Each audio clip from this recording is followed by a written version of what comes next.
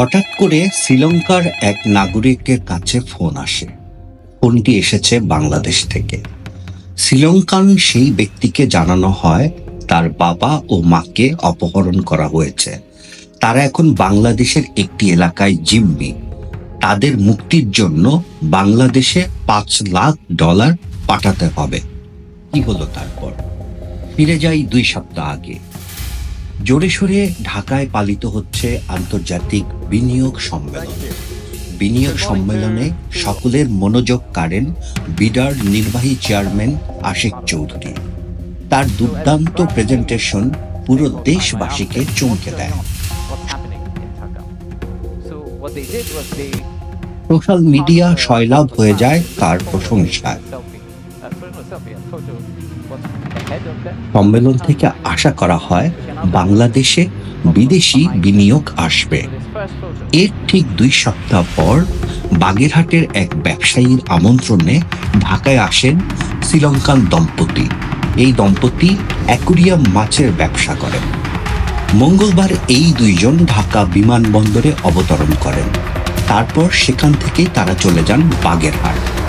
মঙ্গলবার ভোর রাতে তাদেরকে নিয়ে যাওয়া হয় একটি বাড়িতে। সেখানে আগে থেকেই বন্দি রাখা হয়েছে আরেক শ্রীলঙ্কান নাগরিককে। অ্যাকুরিয়ামের খামার দেখানোর কথা বলে এদেরকে বাংলাদেশে এনেছিলেন শহীদুল শেখ নামের এক ব্যক্তি।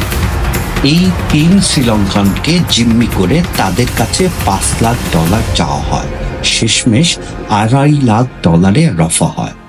জিম্মিকারীরা ফোন দেন শ্রীলঙ্কায় এই দম্পতির পরিবারের কাছে।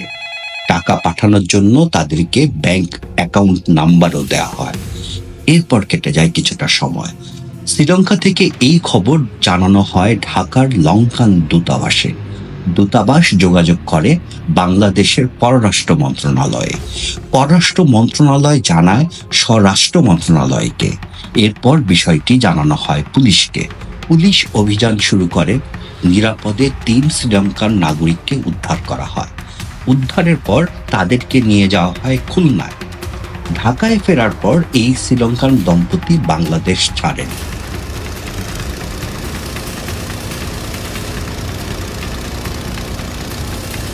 পুলিশের বরাত দিয়ে এই খবরটি প্রকাশ করেছে বিবিসি বাংলা, প্রথম আলো সহ স্থানীয় গণমাধ্যম।